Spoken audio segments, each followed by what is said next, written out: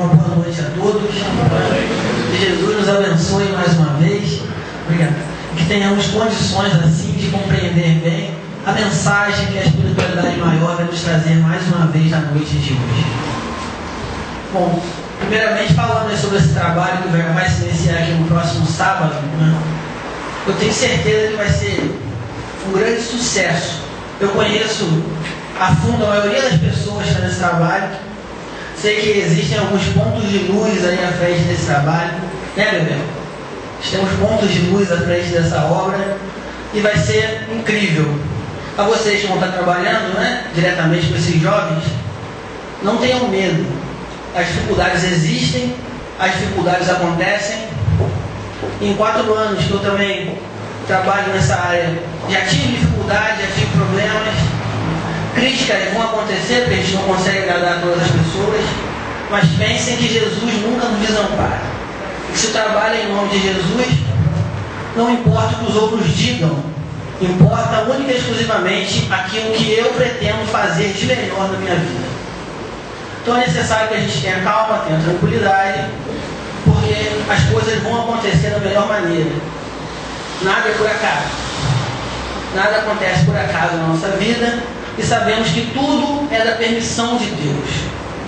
E aí, já falando do tema dessa noite, né, propriamente dito, a hora do chamado. Esse tema, ele é um tema que nos remete primeiramente a um texto que está no livro Boa Nova, psicografia de Chico Xavier, do Espírito Humberto de Campos, que fala sobre os 500 da Galileia.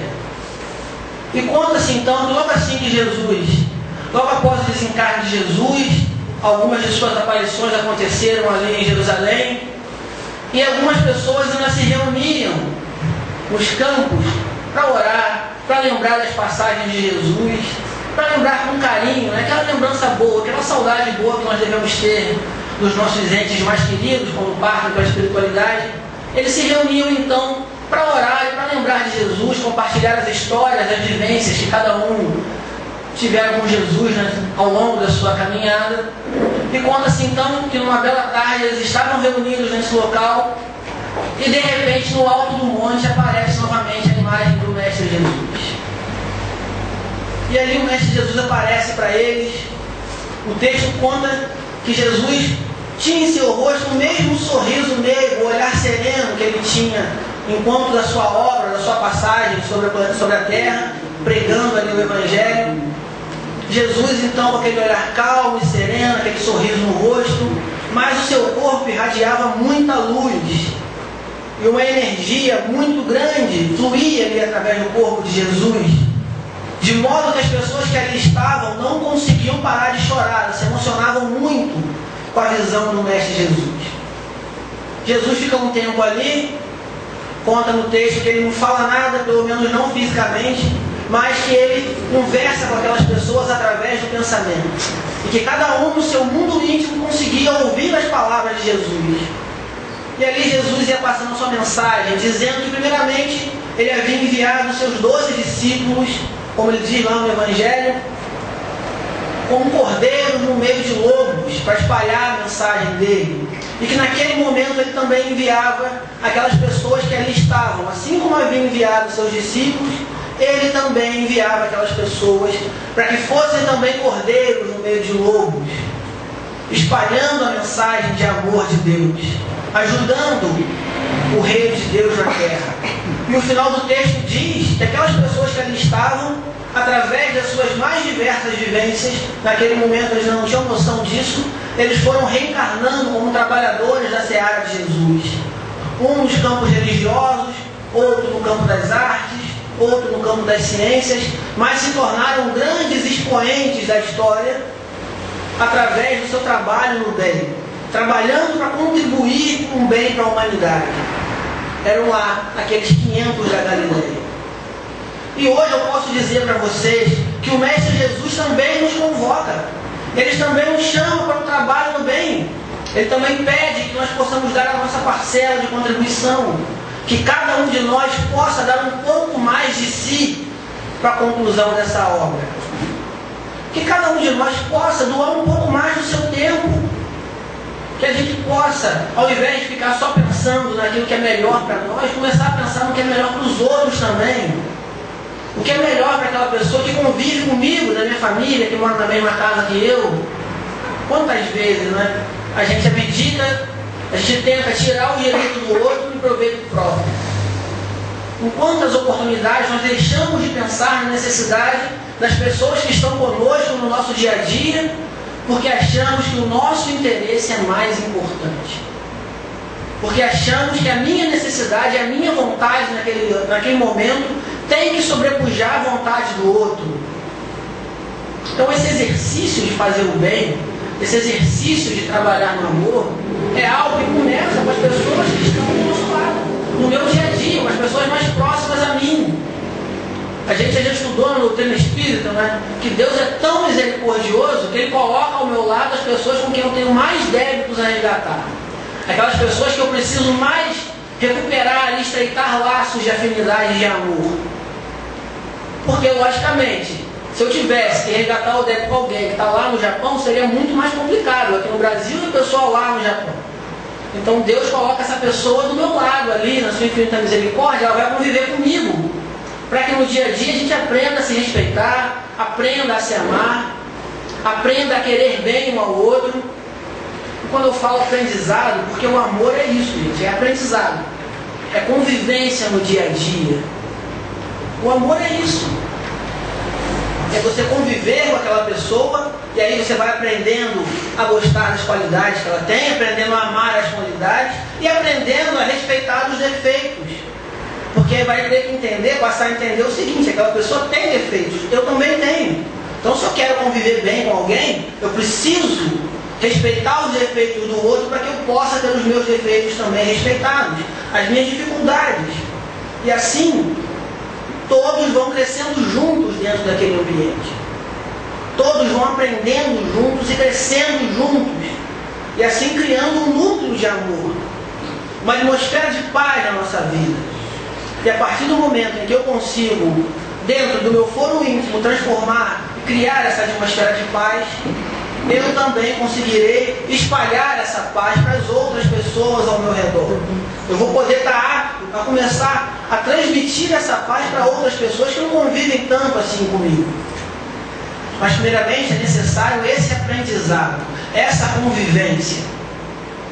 Nós ainda não temos a condição de amar incondicionalmente a todas as criaturas.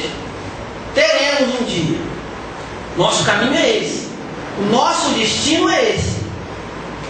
Eu não sei quando, mas eu sei que um dia eu também conseguirei amar incondicionalmente.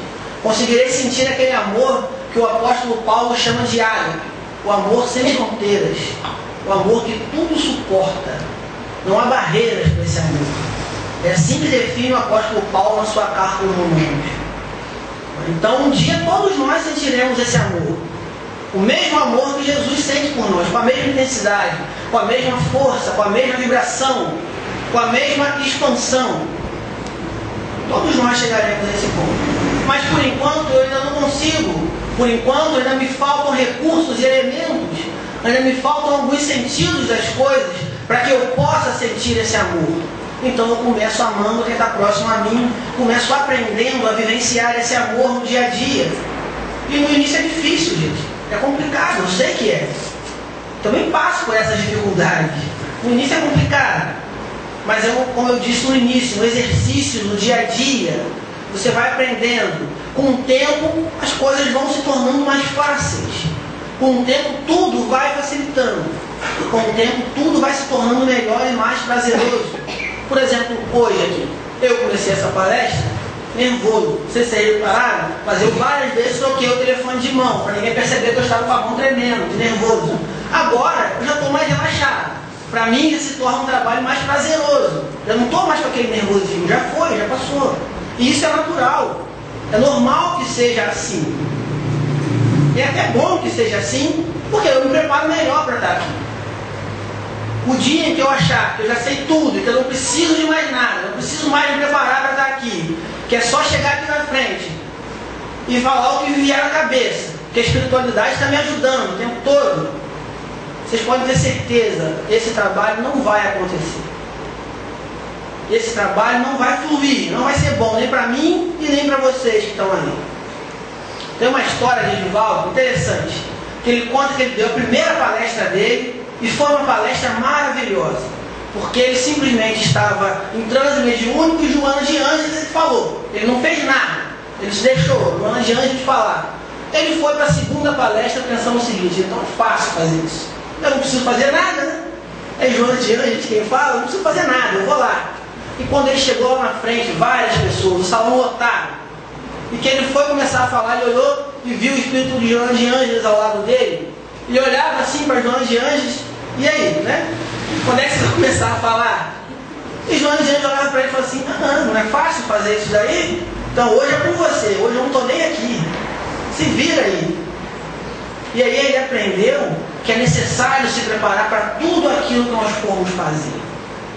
Que é necessário a gente ter o conhecimento daquilo que estamos fazendo. Nada do que eu falo aqui é algo que eu não sei, que eu nunca vi na minha vida e alguém planta na minha cabeça, de maneira alguma. Em algum momento eu já tive contato com essas informações. Pode ser que não tenha sido aqui, enquanto acordado, pode ser que tenha sido desdobrado na espiritualidade, pode ser que tenha sido em outras encarnações, mas eu não consigo dizer nada que eu já não saiba.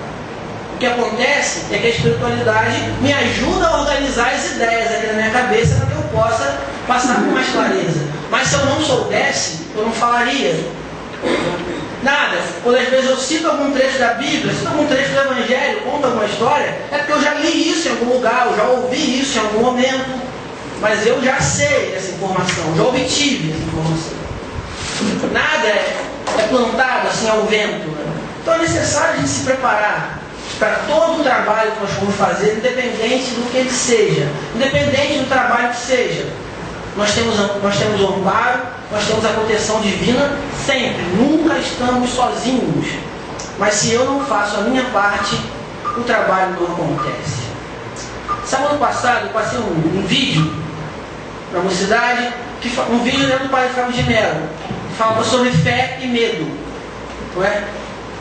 E perguntavam para ele, no programa que ele tem lá na Rede Boa Nova, Direção Espiritual, perguntava assim para ele: mas padre, o medo não significa falta de fé? E ele dizia que existem medos que são bons. De repente você está numa situação de perigo e aquilo te dá medo, então você se reserva, você se resguarda, você não corre um risco desnecessário, esse medo é bom. Mas existem tipos de medo que realmente prejudicam a nossa vida, porque atravancam a nossa caminhada. E a fé é justamente eu querer algo e batalhar por aquilo, planejar o que eu quero, trabalhar para aquilo e buscar ter condições para obter aquilo que eu quero na minha vida, para mudar o curso da minha história. Então eu posso falar por mim. Eu costumo dizer o seguinte: para mim, descobrir a maneira que eu poderia contribuir nesse mundo de alguma forma foi muito fácil, porque o trabalho veio para mim de uma maneira muito clara. Eu não tive muitas dificuldades, ao contrário da maioria das pessoas, eu admito, que ainda estão tentando descobrir de que maneira elas podem contribuir com esse reino de Deus. Mas eu digo que desde a primeira vez que eu entrei numa reunião de mocidade, que eu assisti uma reunião, um estudo, e vi ali o coordenador, como é que ele fazia, passava informação, os estudos, as dinâmicas. A primeira vez que eu entrei naquele ambiente, eu olhei e falei assim: um dia eu também quero fazer isso daí. Um dia eu também quero estar aí, passando informação para os outros. Entre eu querer fazer e eu efetivamente fazer, passaram-se aí 14 anos quase. Mas era um tempo necessário, eu não tinha condições antes de fazer. Então eu tive que passar por várias etapas, até mesmo dentro de evangelização, para aprender a lidar com as pessoas. Então eu comecei lá dando evangelização para crianças de 3 anos. E aí foi subindo a faixa etária, até que um dia também alguém falou assim para mim: olha, a coordenadora da mocidade da nossa casa, ela teve que se afastar, ela não vai mais trabalhar aqui. E aí? Você pode? Eu falei: bom, posso. É sempre isso que eu quis, né?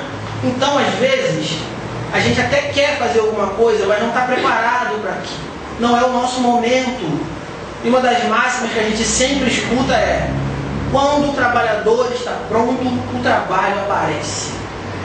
Não adianta eu querer queimar etapas. Não adianta. Nunca estudei, nunca abri o livro dos médiuns e vou querer entrar na reunião mediúnica. Não posso. Não posso.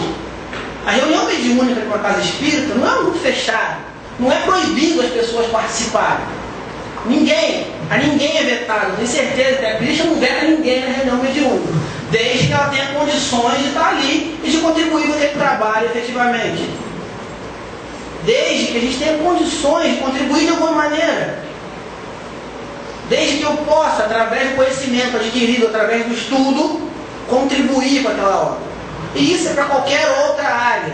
Você tem reunião mediúnica, mas eu poderia citar qualquer outra área da nossa vida. Não adianta, eu não posso operar um coração de alguém se eu nunca estudei medicina. Eu não sei nada disso. Como que eu vou fazer isso? Seria uma temeridade. Essa pessoa ia desencarnar nas minhas mãos. Então é necessário eu entender que eu preciso buscar qual é a melhor maneira que eu tenho para contribuir e buscar também as condições necessárias para contribuir nessa tarefa dentro daquela área ali que eu mais me identifico. Dentro daquilo que eu melhor posso fazer para contribuir. E, gente, trabalho tem muito falta. Trabalho tem aos montes. Trabalho é o que mais tem para nós. Então a gente precisa o quê? Se dedicar mais. Buscar mais contribuir com essa obra de Deus. Aprender que nós passamos por várias etapas da nossa vida, várias etapas de evolução, que hoje eu sou muito melhor do que eu fui ontem. Hoje nós somos muito melhores do que éramos algumas encarnações atrás. Porque nós já aprendemos muito, já caminhamos muito. Nossa caminhada ainda é muito longa. Muito ainda teremos que caminhar, que aprender. Isso é certo. Mas com o que nós sabemos hoje, todos nós já temos condições de contribuir de alguma maneira. Nenhum de nós aqui pode se esconder atrás do véu da ignorância. Isso acabou. Isso não serve mais para nós. Porque todos nós aqui já temos o conhecimento necessário para contribuir de alguma maneira. Pode não ser da mesma maneira que eu. E é bom que não seja. Porque se todo mundo quisesse trabalhar com mocidade, dar palestra, as outras áreas vão ficar totalmente abandonadas. Se todo mundo quisesse para a reunião mediúnica, não ia ter mais ninguém para fazer mais nada. Então é bom que cada um de nós tenha talentos diferentes, tenha capacidades diferentes, tenha conhecimento em áreas diferentes. Então, enquanto eu tenho conhecimento maior em determinada área, outro tem outra área que eu não tenho tanto conhecimento assim, e aí ele contribui lá, eu contribuo aqui. E assim nós vamos trabalhando cada vez mais em conjunto para que essa tarefa se torne cada vez melhor e maior. Para que esse reino de Deus que todos nós buscamos instalar aqui nesse mundo, possa efetivamente ser instalado. Para que nós possamos contribuir fazendo a diferença positiva na nossa vida e na vida de outras pessoas. Porque quando eu contribuo no bem, eu muito mais recebo o bem do que dou. Essa é a verdade. E isso é involuntário. Isso é involuntário. Quando eu contribuo no bem, eu estou recebendo muita energia positiva também. Eu estou recebendo muito amor também. Recebo alguns dissabores em troca, é lógico, é natural, é normal na nossa vida. Não existe ninguém que nunca tenha passado por algum tipo de aflição, por algum tipo de aborrecimento em algum momento. Todos nós já passamos. É natural que assim seja. Nesse estágio evolutivo que nós nos encontramos, isso é necessário para a nossa educação, para a nossa transformação, para o nosso melhoramento. Mas é principalmente muito mais importante eu pensar em praticar o bem, no bem que eu pratico, do que no mal que eu recebo. Porque se eu for me focar naquilo, nas críticas que eu vou receber, nos olhares atravessados que muitas vezes acontecem, e a gente sabe que acontece, não é? Nas falas maliciosas que temos muitas vezes que escutar, nós sabemos disso tudo, mas se eu for me focar nisso, eu não faço nada. E olha, gente, é certo que as pessoas falam, né? Elas simplesmente falam. Se elas têm algo de bom para dizer, elas falam. Se elas não têm nada de bom para dizer, elas também falam. O ser humano tem uma necessidade de falar muito grande. E muitas vezes fala besteira. Isso acontece também. Então é necessário eu me focar naquilo que eu estou fazendo. É eu pensar comigo, o que eu estou fazendo é o melhor? Eu estou me esforçando ao máximo para fazer o melhor que eu posso? Eu estou buscando contribuir da melhor maneira que eu posso nesse momento, que a minha capacidade agora me permite? Eu estou. Então deixa o outro falar. Se eu fizer, perceber que eu posso dar mais, então de repente vale até a pena ouvir algumas dessas críticas para melhorar. Porque elas vão me ajudar a melhorar, vão me ajudar a ser uma pessoa melhor, a fazer melhor aquilo que eu preciso fazer. Então é necessário a gente também aprender a ouvir críticas, porque nós as ouviremos. Não tem jeito. Não tem jeito. A nossa vida é assim. Nós também criticamos tanta gente, e muitas vezes criticamos sem o menor embasamento de nada. Criticamos porque é bom criticar. Então é necessário a gente aprender a conviver com essas coisas. É necessário então também começar a pensar o seguinte, né? Se eu não quero que façam comigo, eu também não tenho que fazer com o outro. Se me magoa quando alguém fala mal de mim, então é necessário que eu também pare de falar mal dos outros. Ah, mas se eu parar de falar mal dos outros, vão parar de falar mal de mim? Provavelmente não. Mas eu pelo menos vou ficar em paz com a minha consciência. Eu pelo menos vou ter tranquilidade na minha vida, que é o que mais importa para nós. É ter paz na nossa consciência. É poder, quando chegar à noite, deitar lá no travesseiro e dormir tranquilo, sem preocupações. E isso já é muito difícil, né? Nossa vida é muito atribulada, eu sei que é. Minha também é, de vocês também é. A gente enfrenta diversas situações durante o nosso dia a dia, situações que às vezes nos desequilibram, que nos entristecem, que nos aborrecem, que muitas vezes dá vontade até de desistir de algumas coisas, porque é tanto aborrecimento que a gente fica pensando assim, não vale a pena continuar com isso aqui.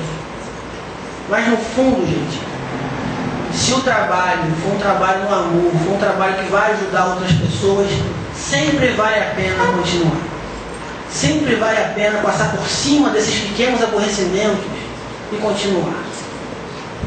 Certa vez eu fiz falando sobre isso, eu fiz imaginando, cara, nós fizemos um estudo na mocidade na praia, fomos para a praia à noite. Eu queria falar sobre Jesus. E aí levei eles para a praia à noite. O estudo foi na praia. E eu peguei um grão de areia da praia, botei na palma da mão, me afastei deles um pouco, botei assim na mão e falei assim, vocês conseguem ver aqui? Esse grão de areia aqui que está na palma da minha mão? E logicamente, pela distância que eu estava, nenhum deles conseguiu. Eu me afastei deles e eu falei assim, pois então, esse grão de areia aqui é o tamanho dos nossos problemas ante o amor de Deus na nossa vida. Ante aquilo que de bom Deus pode fazer para cada um de nós, se nós simplesmente confiarmos nele, e entregarmos a nossa vida nas mãos de Deus, e buscarmos na nossa vida fazermos algo diferente, modificando o rumo da nossa história, modificando o rumo da nossa existência, buscando sermos cada dia melhores, buscando sermos maiores do que os nossos problemas. Normalmente, as dificuldades que nós temos que enfrentar são pequenos grãos de areia. Mas nós, através da nossa lógica, muitas vezes, nossa ótica é imediatista, né? A gente é muito imediatista. Se não for no momento que eu quero, da maneira que eu quero, né? Daquele jeitinho ali que eu quero, não me serve, não me adianta. É como aquela história, né, de um homem que estava passando por um problema enchente, estava enchendo tudo, e ele teve que subir no telhado da casa dele, e lá no telhado ele começou a pedir a Deus ajuda, pedir socorro a Deus, porque ele queria ser salvo, e aí de repente apareceu um helicóptero e um corpo de bombeiros.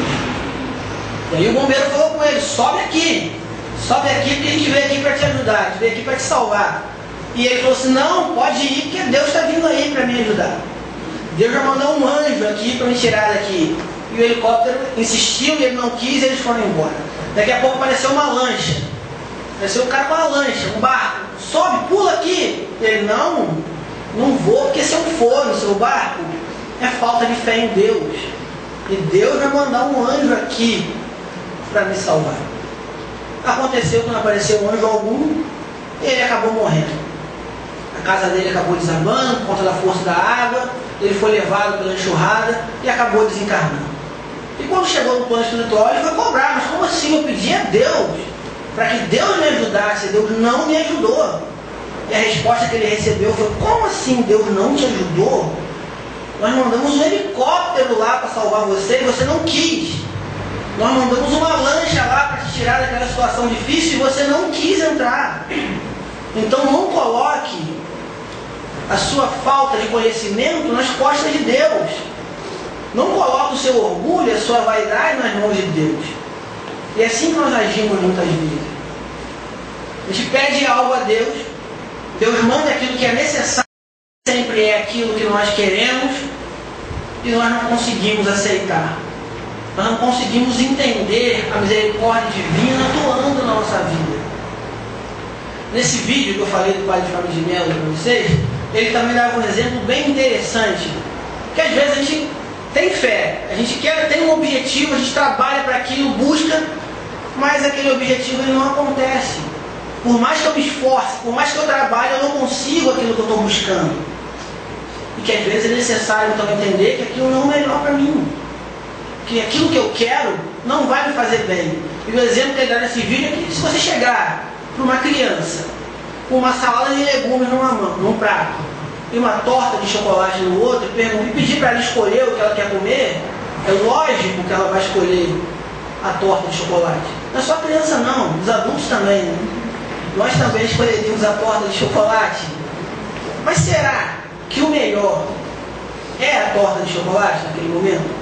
Será que para aquela criança, ou para nós, o melhor é a torta de chocolate? É o mais saudável? É o que vai nos fazer melhor? É lógico que não. Muito mais saudável é a salada de legumes. Então, às vezes, a gente pede torta de chocolate para Deus e recebe salada de legumes. E não entende, e não aceita, e se revolta, e briga, e esperneia. Crianças mimadas que somos, não é perante a espiritualidade. A gente esperneia, não quer aceitar de maneira alguma. A gente acha que Deus nos abandonou, começa a dizer que Jesus não existe, é uma fraude, não é que Deus nos abandonou, que a gente está sozinho no mundo. Não está entendendo que naquele momento, aquilo que veio para a nossa vida é justamente aquilo que vai nos salvar de uma dificuldade muito maior. Naquele momento, o que Deus mandou para nós é o necessário para que eu aprenda. E depois que eu adquirir condições, depois que eu aprender, que eu evoluir, que eu conseguir me sentir mais seguro de mim e capaz de suportar determinadas responsabilidades, aí sim eu vou ter aquilo que eu pedi, se for melhor para mim. Aí sim eu vou ter aquilo para a minha vida. Eu costumo dizer que a gente tem que tomar muito cuidado com o que nós pedimos nas nossas orações. Às vezes a gente pede aquilo que não é capaz de suportar ainda. Então às vezes a gente ora para Deus, né? Vê o filme do Chico Xavier, esse exemplo é ótimo. A gente vê o filme do Chico Xavier, aquele ser de luz, aquele ser iluminado, que a espiritualidade diz que foi recebido por Jesus quando desencarnou. Chegou no plano espiritual e era o Mestre Jesus, desceu das esferas mais altas para encontrar com ele, para recebê-lo no plano espiritual. Maravilha, né? Quem de nós aqui não gostaria de, ao desencarnar, ter a condição de ser recebido por Jesus? E aí a gente pede isso, né? Pede a Deus para ser bom que nem Chico Xavier, paciente que nem Chico Xavier. Nossa, eu queria ser assim, tão evoluído e iluminado que nem Chico Xavier. Será? Será que eu realmente queria? Será? Analisem a vida de Chico Xavier. Como é que foi a vida dele? Será que nós estamos preparados para suportar essa carga de responsabilidade? Será? Eu vi o filme outro dia e eu fiquei pensando assim, ah meu Deus, se eu estou na minha casa e tem um grupo de mulheres cantando e rezando em frente à minha casa, achando que eu tenho um pacto com um demônio, eu não sei se eu peço licença para entrar não, eu chamo a polícia. O mínimo que eu faço é chamar a polícia. Será que eu vou ter a paciência de Chico Xavier? Será? Se chegar um Emmanuel da vida assim pra gente falar assim, olha, você está aceitando essa obra, eu estou. Olha, você vai ser perseguido, você vai ser incompreendido, você vai ser odiado, as pessoas não vão te aceitar, mas, e no fim ainda falam, você vai receber um pouquinho de amor. Será que a gente daria a resposta que Chico Xavier deu para Emmanuel? Dor e incompreensão foi tudo que eu recebi a minha vida toda. Então eu acho que um pouquinho de amor não vai me fazer mal. Olha isso, gente. Então será que nós temos essa condição, essa capacidade? Será que nós podemos fazer isso? É uma autoavaliação que nós temos que fazer. Até para pedir, a gente tem que saber o que vai pedir. E na hora de receber, saber também receber. Não só coisas ruins, coisas boas também. Às vezes, a bênção vem para a nossa vida e nós não sabemos receber essa bênção. Não tratamos bem os presentes que Deus nos dá. Até para receber bênçãos, eu tenho que estar preparado para receber essas bênçãos. Eu tenho que saber receber o que de bom vem para a minha vida. Muitas vezes, a gente está ali, pede uma bênção para Deus, recebe essa bênção, mas não lida bem com aquilo. Acaba se tornando uma pessoa um pouco mais soberba, um pouco mais orgulhosa. Principalmente se for algo na área financeira, na área profissional.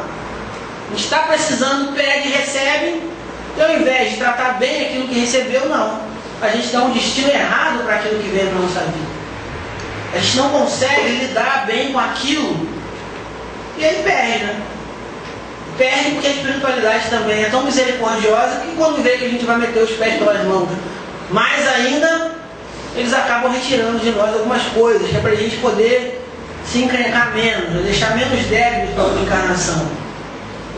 É necessário então nós sabermos receber coisas boas, dar coisas boas, receber coisas boas, e assim criar um ciclo de amor constante na nossa vida.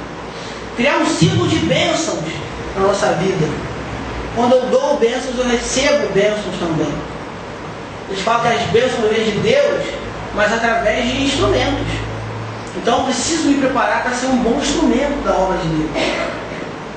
Deus, que é o Ser Supremo, que tudo criou, Ele distribui o seu amor a todos nós, mas através de nós mesmos. Deus distribui o seu amor aos seres humanos, aos seres que Ele criou, no universo inteiro, através dos próprios seres que Ele criou. Ele não atua diretamente. Ele usa intermediários. Por quê? Deus não pode?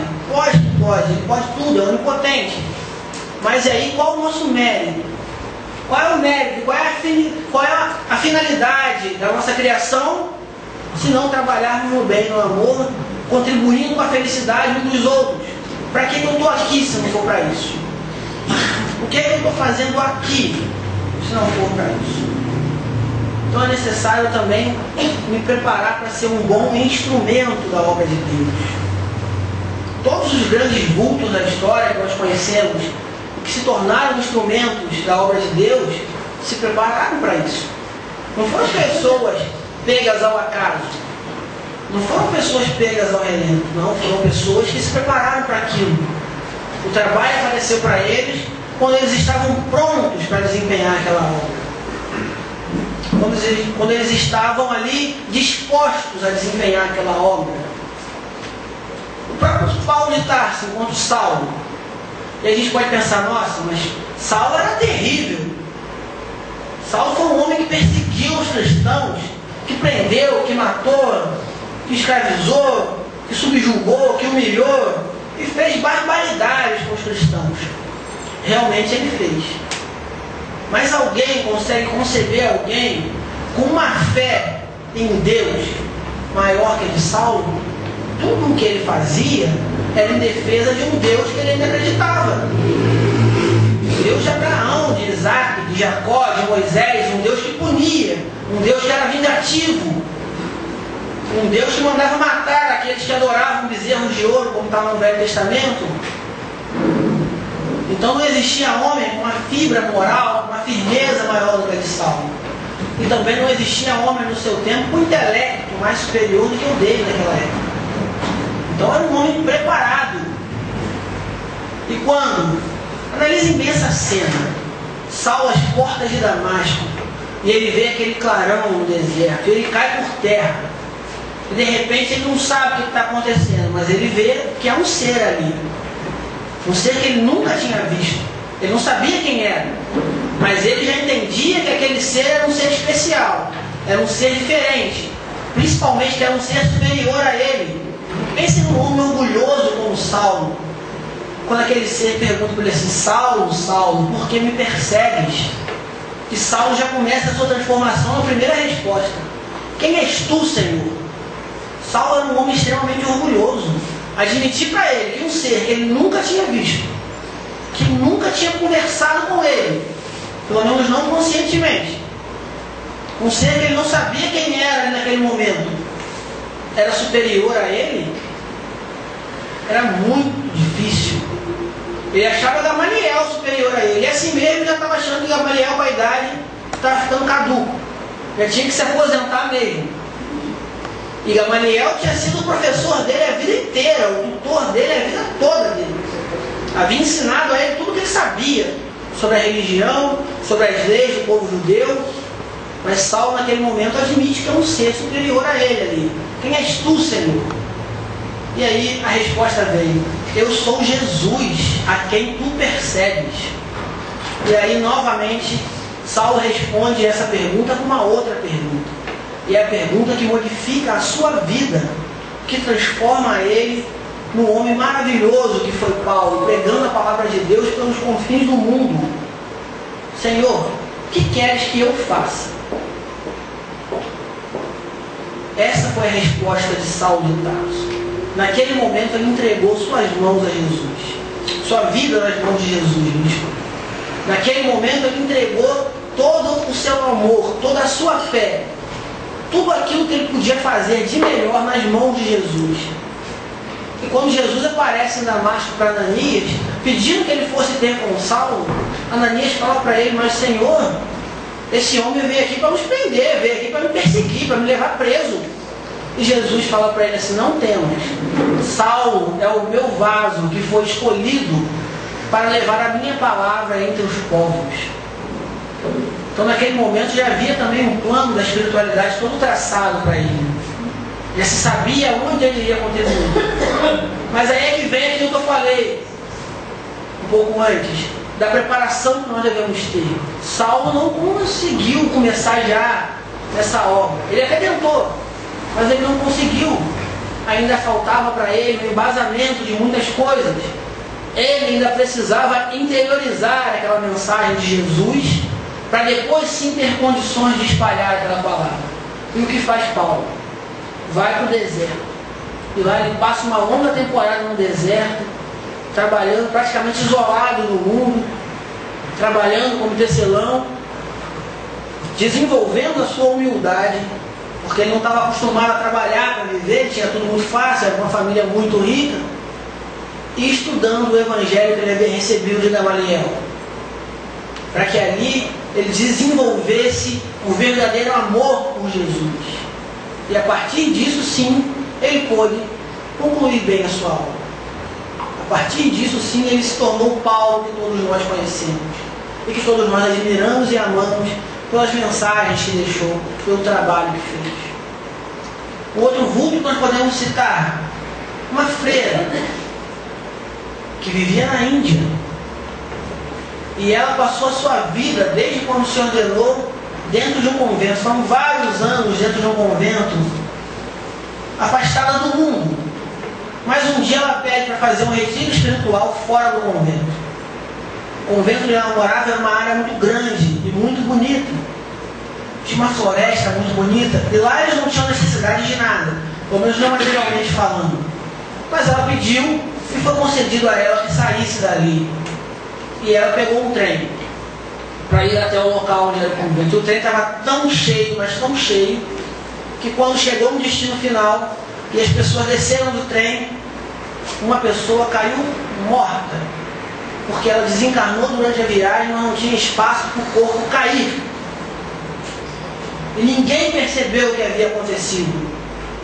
E ela foi para esse retiro, voltou, e quando voltou, ela voltou profundamente impressionada.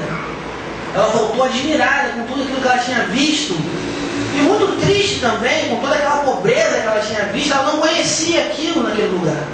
Ela nunca havia andado por aquele lugar, por aquela região. E quando ela chegou no convento, ela olhou e tinha uma imagem de Jesus crucificado. Uma imagem de Jesus crucificado, e embaixo, aos pés da cruz, havia uma inscrição: tenho sede. E ela ficou profundamente consternada com aquilo. Aquela simples frase tocou o seu coração no mais fundo, porque ela começou a meditar: ele tem sede. Há quase 2000 anos ele tem sede. E o que temos feito nós para aplacar essa sede de Jesus? O que eu tenho feito para aplacar a sede de amor de Jesus? Qual é a contribuição que eu tenho dado? No mesmo instante, ela se dirigiu até a madre superiora do seu convento, pediu para se desligar daquela ordem, sem abandonar os seus votos de castidade, caridade e pobreza, e saiu do convento. Saiu e começou a ajudar aquelas pessoas. E se tornou então a Madre Teresa de Calcutá, que todos nós conhecemos. Uma mulher que rompeu barreiras, que sofreu perseguições, tentativa de assassinato, de prisão, mas não desistiu do seu trabalho em momento algum. Mas não desistiu de ajudar aquelas pessoas a aplacarem um pouco a sua vida. Um espírito de tal grandeza que, quando foi receber o Prêmio Nobel da Paz, eles dão um banquete gigantesco para os indicados, né, do Prêmio Nobel, uma noite antes da premiação. E quando ela se sentou à mesa com os outros indicados das outras diversas áreas, ela começou a chorar copiosamente ali naquela mesa. E ela não sabia, ela começou a chorar e as pessoas não sabiam o que estava acontecendo. E aí perguntaram para ela assim: mas Madre, o que está acontecendo? Por que a senhora está assim? E ela falou: porque eu estou vendo aqui tanta comida, e tudo isso aqui que tem aqui, que nós nem vamos conseguir comer isso hoje, e que amanhã provavelmente vai ser jogado fora. Com tudo isso aqui eu conseguiria alimentar por pelo menos um mês os meus pobres de Calcutá. Imagino que ninguém conseguiu mais jantar naquela noite, não é? E depois se instituiu que todos os anos agora, a época da premiação, a instituição que cuida do Prêmio Nobel manda mantimentos para as instituições que permanecem até hoje na Índia, que foram abertas por Madre Teresa de Calcutá. Então são pessoas que fizeram uma diferença positiva na sua vida e na vida de outras pessoas, quando estavam prontas para fazer, quando tiveram a capacidade necessária de contribuir da melhor maneira para aquilo, quando puderam espalhar o amor de Jesus.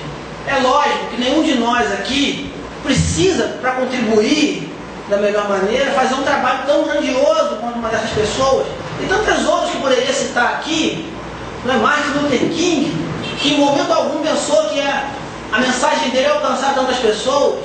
Ele começou pregando numa igreja para 100 pessoas numa cidadezinha do interior dos Estados Unidos, ao sul dos Estados Unidos. Ele não imaginou que depois de um tempo ele estaria fazendo uma marcha sobre Washington com mais de 1 milhão de pessoas, e que ele ia proferir aquele discurso que ficou conhecido por todo o mundo e até hoje em dia é aclamado como o maior discurso da história. Eu tenho um sonho, não é? Que um dia meus filhos negros e os brancos possam brincar juntos no sul do Alabama, que nas montanhas do norte as pessoas venham e se reúnam no centro desse grande país, e que todos nós consigamos uma grande corrente de amor. Esse é um pedaço de discurso que é até hoje aclamado como o maior discurso da história. Ele não imaginou que ele ia conseguir fazer isso.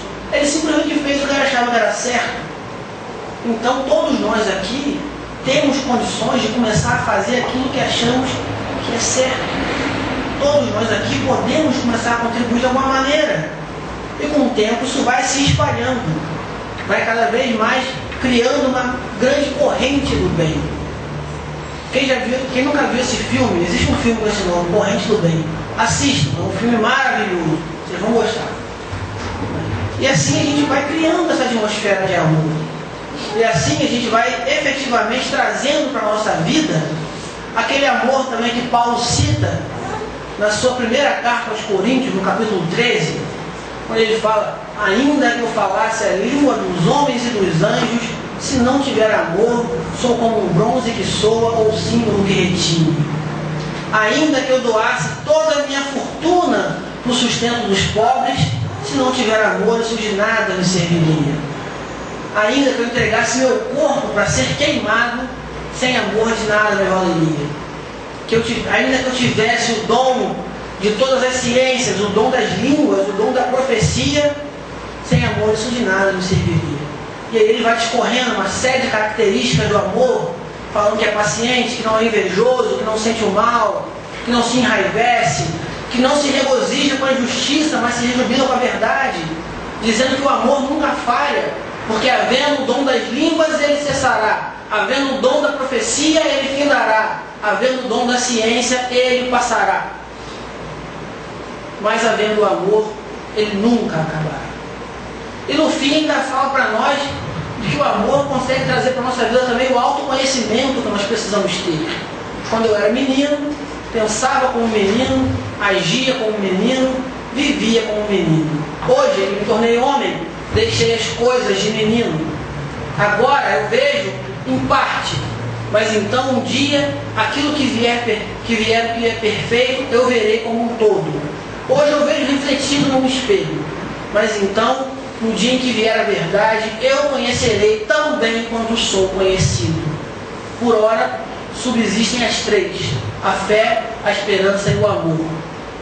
Eu vos digo que de todas elas o maior é o amor. Então é necessário a gente trazer esse amor para a nossa vida, que Paulo de Tarso discorreu tão bem nesse texto, que Paulo de Tarso discorreu tão bem em tantos outros textos, que outras pessoas discorreram através das suas atitudes também no bem. Muito mais do que belos textos, a gente analisa as nossas atitudes. Não adianta também eu deixar belas mensagens, fazer as pessoas se emocionarem, de repente pregar para milhões, se eu não consigo ainda ter essas atitudes de amor na minha vida. Serão palavras jogadas ao vento. Não adianta de nada eu estar em uma mocidade, faço trabalho, tenho 50 jovens na mocidade, 40, faço evento às vezes, ainda hoje nós fazemos eventos para 100, 120 jovens dentro de Rio das Ostras. Se eu não vivencio no meu dia a dia, ou pelo menos eu não tento já vivenciar no meu dia a dia tudo aquilo que eu tento passar para eles. Se quando eles me veem andando na rua, eles acabam tendo de mim uma imagem totalmente diferente daquilo que eu tento passar para eles. É necessário que eles entendam que eu tenho defeitos, que eu tenho falhas, que eu erro no meu dia a dia, que eu não sou perfeito, que eu não sou Deus, eles não têm que me endeusar. É necessário manter esse limite. Mas é primordial que eu pelo menos tente ser melhor a cada dia. É primordial que a gente pelo menos tente todos os dias fazer diferente do que eu fiz ontem de errado e repetir aquilo que eu fiz de certo. Isso é que é o importante, eu tenho essa consciência. Se eu errei, eu vou tentar corrigir. Eu deveria ter errado? Não, mas eu errei porque eu não sou falho, estou aprendendo. Mas eu vou tentar não errar mais. E aquilo que eu fiz de certo, continuar repetindo para fazer o melhor que eu puder. Bom, então aí nosso tempo já se foi. Uma pena. Uma pena. Mais uma vez, foi um prazer estar com vocês. Muito obrigado. Eu queria agradecer muito a Deus por essa oportunidade, por ter nos criado, nos colocado nesse mundo. Agradecer a Jesus, nosso modelo e guia, nosso amigo de todas as horas, pelos exemplos, pelos ensinamentos, pela mensagem que nos deixou e que nos deixa todos os dias. Agradecer a espiritualidade amiga pela inspiração dessa noite. Agradecer a direção da casa, muito obrigado pelo convite, mais uma vez estar aqui dividindo esse momento com vocês. Agradecer a presença de todos vocês, muito obrigado mesmo por estarem aqui. Muito obrigado, vocês foram perfeitos mais uma vez essa noite, muito obrigado pela paciência, né, pela caridade de ninguém ter ido embora. Não vi ninguém dormindo, isso é muito bom. E olha, ao dormirem hoje, se vocês forem fazer o exame de consciência de vocês e analisar os dias de vocês, o dia de vocês, como é que foi, usar aquele método de Santo Agostinho, que está lá no Livro dos Espíritos, analisar o que foi feito de bom, o que foi feito de ruim, para se corrigir, para continuar fazendo aquilo que tem que fazer de bom. Pensem numa coisa: se porventura, se por acaso vocês começarem a perceber que as escolhas no dia de hoje não foram assim tão boas quanto deveriam, pensem no seguinte: pelo menos uma escolha certa nós já fizemos. Nós escolhemos estar aqui essa noite escutando um pouco da palavra de Deus e compartilhando desse banquete espiritual que acontece aqui nesse momento. Pelo menos isso de bom nós fizemos na noite de hoje. O nosso dia então não foi em vão, muito pelo contrário, nós ganhamos muito hoje. Pensem que estar aqui foi escolha de cada um de vocês. Ninguém os obrigou a estar aqui. Vocês vieram porque escolheram certo, escolheram bem. Assim como também ninguém me obrigou a estar aqui, ninguém obrigou vocês também a estar aí, isso eu tenho certeza. Então, muito obrigado, que Jesus possa abençoá-los nos seus projetos no bem, abençoá-los no amor, vai desejar a proteção da espiritualidade por esse novo grupo de mocidade que aqui se inicia, para que vocês possam voltar para os seus lares, acompanhados da espiritualidade maior, intuindo vocês a fazerem as melhores escolhas para as suas vidas. Assim seja, graças a Deus.